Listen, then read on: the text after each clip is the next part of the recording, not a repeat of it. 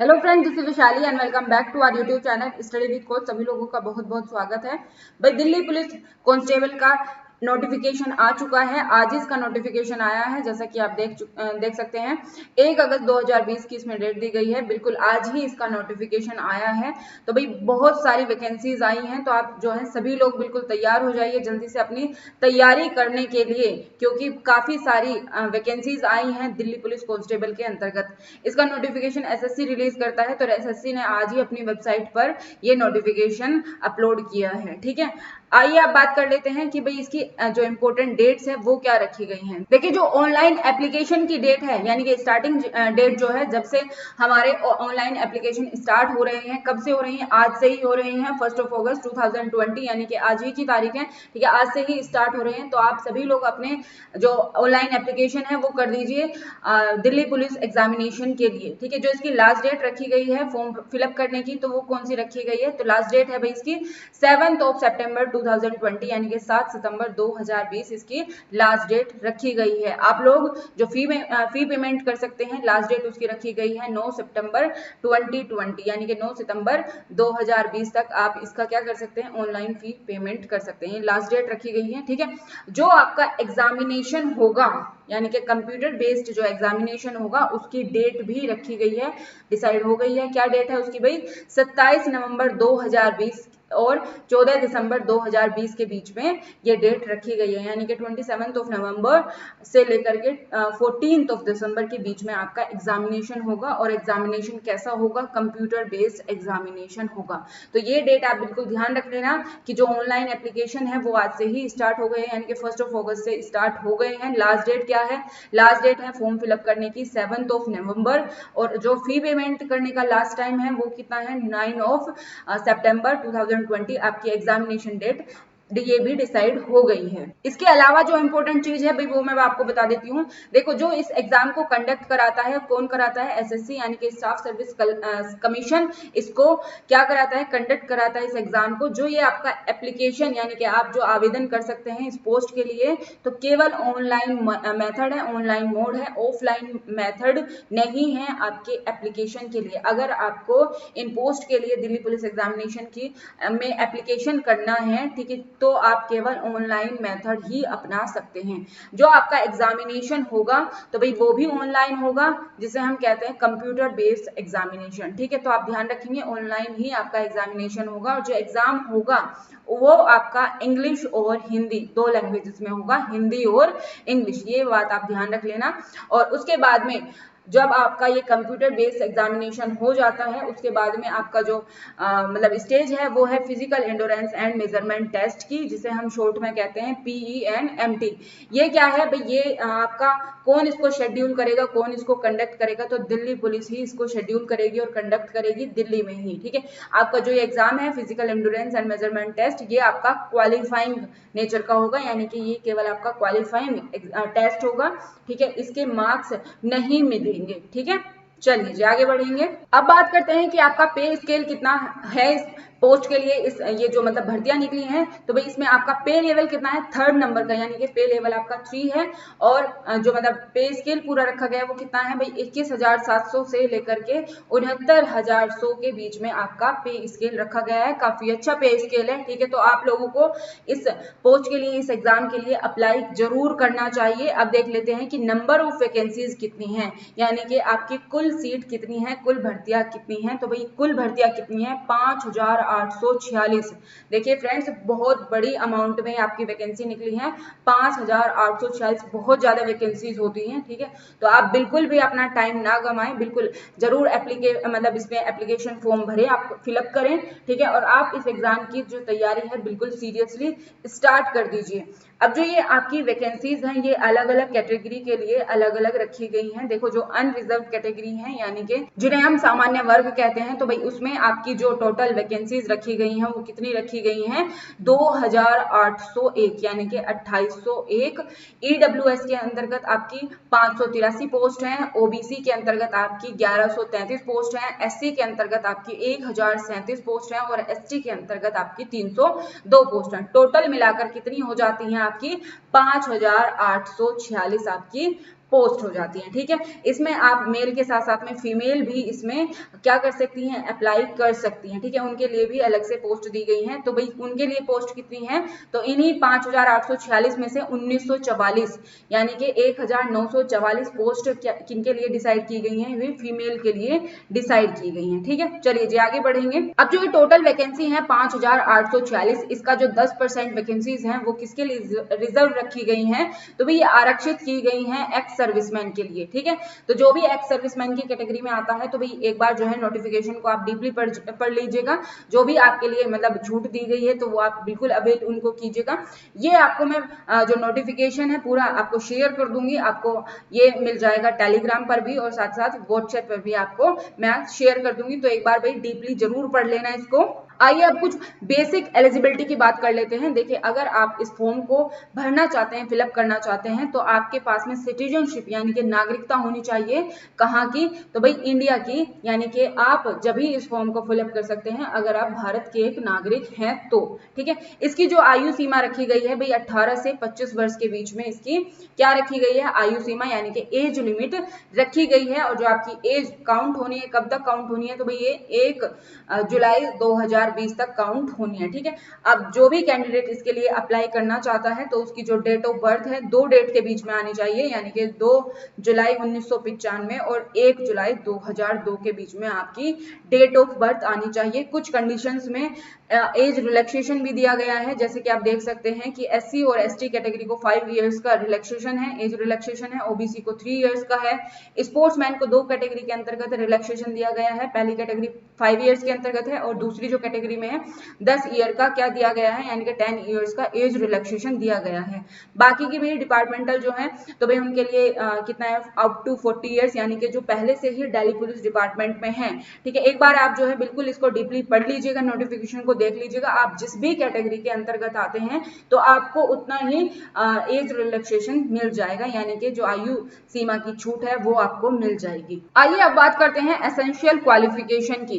देखिए, जो essential qualification है वो आपकी काउंट की जाएंगी, मतलब एज ऑन यानी कि 7 सितंबर 2020, यानी कि जो क्लोजिंग डेट रखी गई है ऑनलाइन एप्लीकेशन की, तो तब आपकी एसेंशियल क्वालिफिकेशन ये होनी चाहिए। यानी कि जो भी कैंडिडेट इसके लिए अप्लाई करना चाहता है तो उसकी जो क्वालिफिकेशन होनी चाहिए 10+2 यानी कि 12वीं पास, यानी कि सेकेंडरी जो सीनियर सेकेंडरी पास एक कैंडिडेट होना चाहिए। और कहाँ से, रिकॉग्नाइज्ड बोर्ड से। ठीक है, रिकॉग्नाइज्ड बोर्ड से 10+2 पास की होनी चाहिए, तभी आप इस फॉर्म को फिलअप कर सकते हैं। ठीक है, कुछ कंडीशंस हैं जैसे कि आप देख सकते हैं ये वाली कंडीशन और ये वाली कंडीशन। इसमें जो 11th पास है यानी कि जो 11वीं पास कैंडिडेट हैं वो भी इसमें क्या कर सकते हैं, फॉर्म फिलअप कर सकते हैं। लेकिन आप देख लीजिएगा, अगर आप इन कैटेगरी में आते हैं 7.11 वाली में और 7.112 वाली में तो तभी आप इसमें भर सकते हैं। वरना अगर मैं सामान्य की बात करूं, एक जनरल लेवल पर बात करूं, जो आपकी मतलब एसेंशियल क्वालिफिकेशन है वो 10+2 यानी कि सीनियर सेकेंडरी रखी गई है। एक और मैं बात बता देना चाहती हूँ आपको, जो भी मेल कैंडिडेट हैं यानी कि जो भी पुरुष अभ्यर्थी हैं जो भी मतलब इसमें अप्लाई करेंगे, उनके पास में वैलिड ड्राइविंग लाइसेंस होना जरूरी है। जो भी पुरुष अभ्यर्थी इस फॉर्म में मतलब आवेदन करेंगे उनके पास में एक वैलिड ड्राइविंग लाइसेंस होना चाहिए एलएमवी के लिए। ठीक है, मोटरसाइकिल और कार ये सब चीजों मतलब इनका आपके पास एक वैलिड ड्राइविंग लाइसेंस होना चाहिए, नहीं तो आप फॉर्म मतलब और कब तक, जैसे मतलब PNMT यानी कि जब आपका physical endurance and measurement test होगा तब आपके पास में ये वैलिड ड्राइविंग लाइसेंस होना बहुत जरूरी है। ठीक है, जो लर्नर लाइसेंस है यानी कि जो जिनके पास में कच्चे कहते हैं ना कच्चा लाइसेंस है, तो वो उसको एक्सेप्टेबल नहीं है, उसको एक्सेप्ट नहीं किया जाएगा। ठीक है, अब जिस कैंडिडेट के पास में ये एसेंशियल क्वालिफिकेशन नहीं है तो भाई जो भी डेट दी गई है तो वो एलिजिबल नहीं माना जाएगा और उसको अप्लाई करने की जरूरत नहीं है, ऐसा लिखा गया है फॉर्म में। तो आप बिल्कुल देख लीजिएगा, अगर आप एसेंशियल क्वालिफिकेशन के अंतर्गत आते हैं या उनको मतलब आपके पास है वो क्वालिफिकेशन तो तभी आप फॉर्म जो है वो फिलअप करिएगा, नहीं तो बाद में आपका जो कैंडिडेट है वो क्या हो जाएगा, वो उसको डिसमिस कर दिया जाएगा। ठीक है, अब जिन बच्चों के पास में एनसीसी सर्टिफिकेट है, अब एनसीसी सर्टिफिकेट 3 सर्टिफिकेट होते हैं A, B और C, तो उनके लिए इंसेंटिव या फिर आप बोनस मार्क कह लीजिए उनके लिए रखे गए हैं। अब भाई जो एनसीसी का C सर्टिफिकेट होता है यानी कि C जो है को हाईएस्ट एक तरह से आप कह सकते हैं बड़ा सर्टिफिकेट होता है, ठीक है। तो एनसीसी का जिसके पास में सी सर्टिफिकेट है उसको 5% बोनस मार्क्स जो है वो दिए जाएंगे, जिसके पास बी सर्टिफिकेट है उसको 3% और जिसके पास ए सर्टिफिकेट है उसको 2% जो है बोनस मार्क्स दिए जाएंगे। तो जिन बच्चों के पास में एनसीसी का सर्टिफिकेट है, जिन्होंने एनसीसी ली हुई थी, तो भाई बिल्कुल अपना जो है आप वहां पर फिल करिएगा कि आपके पास एनसीसी का कौन सा सर्टिफिकेट है, तभी आपको ये बोनस जो मार्क्स है वो मिल पाएंगे, ठीक है। अब बात करते हैं कि हाउ टू अप्लाई, यानी कि आप इस फॉर्म के लिए कैसे अप्लाई कर सकते हैं। देखिए एसएससी ने जो अपना नोटिफिकेशन जारी किया है, जिस पर हम अभी बात कर रहे हैं, ठीक है, इसमें बाद में बताया गया है कि एक कैंडिडेट कैसे कैसे अपना फॉर्म फिलअप कर सकता है। जब आप इसकी पीडीएफ देखेंगे, आप एक बार डिटेल में देख लेना, तो आपको वहां से भी आइडिया हो जाएगा, तो वहां से भी देखकर आप अपना फॉर्म फिलअप कर सकते हैं। एसएससी ने पूरा डिटेल में बताया गया है, एक एक आप उनकी जो स्लाइड है उसके बारे में सब कुछ बताया गया है, जैसे कि आपका जो मतलब जो आपकी फोटो होनी चाहिए वो किस साइज की होनी चाहिए, ठीक है, आपका जो मतलब सिग्नेचर है वो किस साइज का होना चाहिए। तो एक बार आप जो है पीडीएफ बिल्कुल ध्यान से पढ़ लीजिएगा, देख लीजिएगा, तो आपको पता चल जाएगा, ठीक है, कि किस तरह से आपको फॉर्म फिलअप करना है। देखिए जो इसके लिए एप्लीकेशन फी रखी गई है, ठीक है, एप्लीकेशन फी रखी गई है, और साथ ही साथ जो मोड ऑफ पेमेंट है उसके बारे में बात करेंगे। एप्लीकेशन फी कितनी है इसकी भाई 100 रुपीज, यानी कि 100 रुपए आपकी एप्लीकेशन फी रखी गई है। कोई बहुत बड़ी फीस नहीं है इस फॉर्म को भरने के लिए, मात्र 100 रुपए है। उसमें भी जो कैटेगरी है कौन कौन सी, वुमेन कैंडिडेट जो है, ठीक है, यानी कि फीमेल कैंडिडेट जो है, साथ ही साथ जो कैंडिडेट शेड्यूल कास्ट से बिलोंग करते हैं, एससी से बिलोंग करते हैं, या शेड्यूल ट्राइब से, एसटी से बिलोंग करते हैं, एक्स सर्विसमैन से बिलोंग करते हैं, इन कैटेगरी के लिए ये 100 रुपए भी, यानी कि जो ये एप्लीकेशन फी है वो भी हटाई गई है, यानी कि ये एग्जम्प्टेड की गई है। फी जो है इनके लिए नहीं है, यानी कि वुमेन कैंडिडेट के लिए नहीं है, शेड्यूल कास्ट के लिए नहीं है, शेड्यूल ट्राइब के लिए नहीं है, एक्स सर्विसमैन के लिए फी नहीं है, ठीक है। बाकी जो बची कैटेगरी हैं, ठीक है, उनके लिए केवल 100 रुपए फी रखी गई है, ठीक है। आप लोग इसको पे कर सकते हैं कैसे, ये जो आपकी एप्लीकेशन फी है इसको Bhim UPI net banking in सब से आप क्या कर सकते हैं, बिल्कुल आप इसको पे कर सकते हैं, ठीक है। जो आपकी ऑनलाइन फी पे करने की लास्ट डेट रखी गई है वो 9 सितंबर 2020 रखी गई है, ठीक है। तो आप इससे पहले ही अपनी फी मतलब पे कर दीजिएगा, नहीं तो अगर आपकी ये डेट निकल गई तो आपका एप्लीकेशन फॉर्म नहीं भरा जाएगा, ठीक है। देखिए यहाँ पर सेंटर ऑफ एग्जामिनेशन दिए गए हैं। जब आप अपना ऑनलाइन फॉर्म भरेंगे, ठीक है, तो वहां पर आपकी एक चॉइस होगी कि आपको मतलब सेंटर ऑफ एग्जामिनेशन कहाँ पर भरना है। तो ये पर्टिकुलर दिए गए हैं कि कौन सा मतलब एग्जामिनेशन सेंटर है, उसका कोड क्या है। तो आप देख लेना कि आपके जो आसपास में पड़ता है, ठीक है, आप उसी एग्जामिनेशन सेंटर को चूज कीजिएगा, ठीक है। जल्दी से जल्दी फॉर्म भरने की कोशिश करें ताकि आपको जो आपकी चॉइस का एग्जामिनेशन सेंटर है वो मिल सके। बाद में जाकर के जब बहुत सारे बच्चे हो जाते हैं, ठीक है, तो आपके चॉइस का एग्जामिनेशन सेंटर नहीं मिलता, ठीक है, फिर जो आपको मतलब एसएससी ही आपको सेंटर प्रोवाइड कराती है और आपको उस सेंटर पर जाना होता है, ठीक है। तो आप इस असुविधा से बचने के लिए, क्योंकि आज के टाइम पर जो है मतलब ट्रेवल करना इतना आसान नहीं है, ठीक है, जैसे कि हम भी पेंडेमिक चली हुई है, तो इससे बचने के लिए आप क्या करेंगे कि भाई अपना जो एग्जामिनेशन सेंटर है वो अपने आसपास देखेंगे, जहां पर आपको जाने में सुविधा है, ठीक है, जहां तक आप जा सकते हैं तो वहीं का आप एग्जामिनेशन सेंटर भरेंगे, ठीक है। अगर आपने एक बार एग्जामिनेशन सेंटर भर दिया है और आपने फॉर्म सबमिट कर दिया है, तो फिर आप उस एग्जामिनेशन सेंटर को चेंज नहीं कर सकते, ठीक है। No request for change of centre will be considered later under any circumstances, ठीक है। आपका जो सेंटर है वो चेंज नहीं किया जाएगा। तो ये जो एग्जामिनेशन सेंटर है बिल्कुल आप बहुत ध्यान से भरेंगे, ठीक है, और बिल्कुल देख दाख के भरेंगे कि आपके आसपास में कौन सी मतलब एग्जामिनेशन सेंटर है। अब तक हमने बात की नोटिफिकेशन के बारे में कि आपकी इंपॉर्टेंट डेट्स क्या बनती हैं, ठीक है, आपकी मतलब एलिजिबिलिटी क्या होनी चाहिए, एसेंशियल क्वालिफिकेशन क्या होनी चाहिए, आपको बोनस मार्क कैसे मिल सकते हैं, ठीक है, इन सब के बारे में हमने बात की। अब जो मोस्ट इंपॉर्टेंट पार्ट है इसका कि स्कीम ऑफ एग्जामिनेशन, यानी कि आपका एग्जामिनेशन पैटर्न कैसा होना है, ठीक है। तो भाई जो आपकी स्कीम ऑफ एग्जामिनेशन है वो कैसा है कि भाई आपका जो है कंप्यूटर बेस्ड एग्जामिनेशन होगा। पहले कैसा कंप्यूटर बेस्ड एग्जामिनेशन होगा, उसके बाद में physical endurance and measurement test होगा, जिसे हम PENMT कहते हैं, physical endurance and measurement test. उसके बाद में आपका मेडिकल एग्जामिनेशन होगा, ठीक है। जो बच्चे कंप्यूटर बेस्ड एग्जामिनेशन में पास होंगे उनका physical endurance and measurement test कराया जाएगा, और जो इस टेस्ट में पास हो जाते हैं फिर उनका मेडिकल एग्जामिनेशन कराया जाएगा। ठीक है, तो बिल्कुल 3 स्टेजेस हैं इस एग्जाम की। तो आपने देखा कंप्यूटर बेस्ड एग्जामिनेशन, PE&MT और मेडिकल एग्जामिनेशन। अब देखते हैं कि जो कंप्यूटर बेस्ड एग्जामिनेशन आपका होने वाला है, ठीक है, तो उसका क्या पैटर्न है। देखो, जो कंप्यूटर बेस्ड एग्जामिनेशन होगा वो आपका 1 objective type multiple choice paper होगा। ठीक है, यानी कि आपके इसमें ऑब्जेक्टिव क्वेश्चंस आएंगे। ऑब्जेक्टिव क्वेश्चन कैसे होते हैं, जैसे कि आपका एक क्वेश्चन दे दिया, ठीक है, ये क्वेश्चन है आपका और ये 4 ऑप्शन दे दिए गए, इन चारों ऑप्शन में से आप आंसर बताइए कि इसका आंसर कौन सा होगा, जिन्हें हम क्या बोलते हैं, बहुविकल्प बोलते हैं या फिर टिक मार्क जिनको हम बोलते हैं। ठीक है, इस पेपर में आपके टिक मार्क क्वेश्चन आएंगे, बस आपको टिक करना है कि कौन सा आपका आंसर सही है। अब ये तो हमने देख लिया कि इसका पेपर कैसा आएगा, ऑब्जेक्टिव आएगा। ठीक है, इसमें कितने क्वेश्चन होंगे ये देख लेते हैं। देखो, इसमें 100 क्वेश्चन होंगे, यानी कि 100 क्वेश्चन होंगे इसमें। ठीक है, और वो जो 100 क्वेश्चन है वो कितने मार्क्स के होंगे, तो 100 मार्क्स के, यानी कि 100 मार्क्स के हैं। यानी कि आप देख सकते हैं कि एक क्वेश्चन 1 नंबर का है। ठीक है, एक क्वेश्चन 1 नंबर का है। जो आपका ये पेपर होने वाला है कंप्यूटर बेस्ड एग्जामिनेशन, इसमें सबसे ज्यादा जो अहम रोल प्ले करता है, इंपॉर्टेंट रोल प्ले करता है, वो करता है भाई जनरल नॉलेज, यानी कि जनरल नॉलेज जिसे हम सामान्य ज्ञान कहते हैं, जनरल अवेयरनेस कह लीजिए या फिर करंट अफेयर। ठीक है, दोनों से ही मिला करके आपका 50 क्वेश्चन आउट ऑफ 100 आपका जो है 50 क्वेश्चन केवल किस टॉपिक से आने हैं, जनरल नॉलेज और करंट अफेयर्स से आने हैं। तो आप देख सकते हैं बिल्कुल जो मतलब एक तरह से आप देख सकते हैं कि भाई 100 अगर मार्क्स का आपका पेपर है तो उसमें से 50 नंबर आपके केवल जनरल नॉलेज ही दिला सकता है, मतलब करंट अफेयर और जनरल नॉलेज दोनों दिला सकते हैं।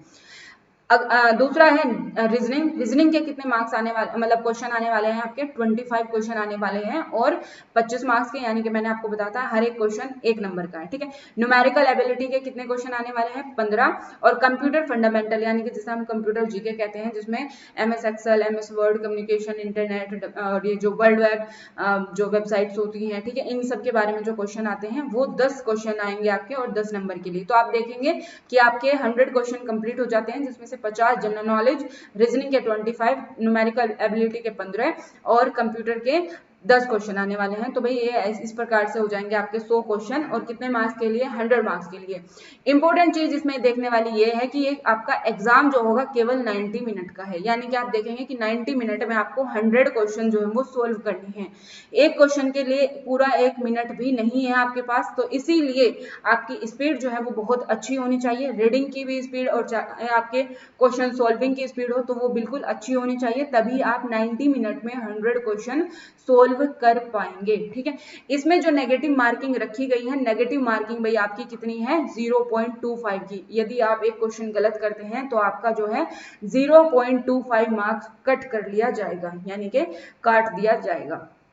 अब जो कंप्यूटर बेस्ड एग्जामिनेशन है, मैंने आपको बताया था कि इंग्लिश और हिंदी में होने वाला है, यानी कि 2 लैंग्वेजेस में होने वाला है, इंग्लिश और हिंदी में। तो भाई एक चीज आप इंश्योर कर लीजिए, एक तो जनरल नॉलेज और करंट अफेयर, साथ ही साथ कंप्यूटर जीके। ठीक है, ये दोनों मिलकर आपको दिला सकते हैं 60 नंबर, यानी कि 60 मार्क्स आपको आउट ऑफ 100 दिला सकते हैं। ठीक है, ये दोनों सेक्शन मैं बिल्कुल आपकी तैयारी करवाऊंगी। जनरल नॉलेज की हमारे चैनल पर चल भी रही है, आप लोग उसको अटेंड भी करते हैं। जो लोग नहीं करते हैं तो भी एक बार जो है चैनल देखना शुरू कर दीजिए।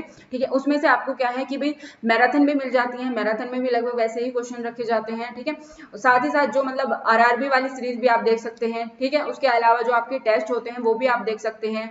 टॉप 50 क्वेश्चन चलाए हुए हैं हमने, टॉप 50 वाले। ठीक है, वो भी आपके बिल्कुल हेल्पफुल है। टॉप 3000 वाले क्वेश्चंस भी इसमें हेल्पफुल है, टॉप 100 वाले क्वेश्चंस भी इसमें हेल्पफुल है। ठीक है, तो आपका जनरल नॉलेज वाला जो सेक्शन है वहां से तैयार हो जाता है। ठीक है, इसके अलावा भी मैं इसके लिए प्रैक्टिस सेट भी चलाऊंगी दिल्ली पुलिस के लिए। ठीक है, और साथ ही साथ हम इसके जो टॉपिक वाइज है वो भी स्टडी करेंगे। तो भाई आज से ही आपको तैयारी शुरू कर देनी है, आपको बिल्कुल भी वेट नहीं करना है कि भाई जब आपके एडमिट कार्ड आएंगे जब आप तैयारी करेंगे, ऐसा बिल्कुल भी नहीं करना है। ठीक है, आज से ही आप अपना फॉर्म फिलअप करेंगे। ठीक है, ताकि आपको एग्जामिनेशन सेंटर अपनी चॉइस का मिल सके। ठीक है, और साथ ही साथ आपके जो फी पेमेंट वगैरह है वो सभी काम जो है टाइमली खत्म हो जाए, और फिर आप अपनी तैयारी जो है वो जल्दी से ही स्टार्ट कर सकें। ठीक है भाई, बहुत सारी वैकेंसी हैं, 5000 प्लस वैकेंसीज हैं और मतलब बहुत अच्छा अमाउंट है। 5000 वैकेंसी यार बहुत होती हैं। ठीक है, आप देखेंगे अलग अलग पोस्ट में कितनी कितनी वैकेंसी निकलती है, 100 200। ठीक है, 5000 वैकेंसी बहुत होती हैं, तो उसके लिए आपको बिल्कुल तैयारी करनी होगी और आज से ही जुटना पड़ेगा, आज से ही आपको हार्डवर्क करना पड़ेगा। ठीक है, तो आप ये बिल्कुल अपने मतलब एक तरह से कह लीजिए कि एक संकल्प कर लीजिए, एक प्रतिज्ञा कर लीजिए कि बिल्कुल अब तभी रुकेंगे जब एग्जाम खत्म हो जाएगा। ठीक है, जब आपका ये रिटन एग्जाम हो जाता है, एक तरह से जो है आपका ये ऑनलाइन एग्जाम है ये खत्म हो जाता है, उसके बाद में आपका फिजिकल एंडोरेंस टेस्ट कराया जाता है। ठीक है, उसमें अगर आप पास हो जाते हैं फिर आपका मेडिकल एग्जामिनेशन कराया जाता है। ठीक है, तो जो आपका फिजिकल एंडोरेंस और मेजरमेंट टेस्ट है उसके लिए आप क्या कर सकते हैं, बिल्कुल आप जो है मॉर्निंग में अपनी रेस वगैरह लगानी शुरू कर दीजिए। ठीक है, और साथ ही साथ जो आपके लॉन्ग जंप है, ठीक है, हाई जंप है, इन सब की स्टार्टिंग भी आप करनी शुरू कर दीजिए, ताकि आपकी जो फिजिकल वाली एक्टिविटी है वो भी बीच में ना रुकें, वो भी चलती रहे और आप उनमें भी क्वालिफाई कर जाएं, और जो आपका ये कंप्यूटर बेस्ड एग्जामिनेशन है इसकी भी अच्छे से तैयारी चलती रहे। ठीक है, चलिए जी, आई होप आपको वीडियो जो है वो पसंद आई होगी। ये जो नोटिफिकेशन है पूरा मैं आपको टेलीग्राम में भी आपको मिल जाएगा, वहां भी शेयर कर दूंगी और व्हाट्सएप पर भी आपको शेयर कर दूंगी। एक बार डीपली जरूर पढ़ लीजिएगा और फॉर्म जो है वो आज से ही फिलअप करना शुरू कर दीजिए। चलिए, आई होप आपको वीडियो पसंद आई होगी। प्लीज वीडियो को लाइक जरूर कीजिएगा, शेयर जरूर कीजिएगा। जो लोग नए हैं चैनल पर तो चैनल को सब्सक्राइब करके बेल आइकन का बटन जरूर प्रेस कर लीजिएगा। चलिए जी, अभी के लिए इतना ही।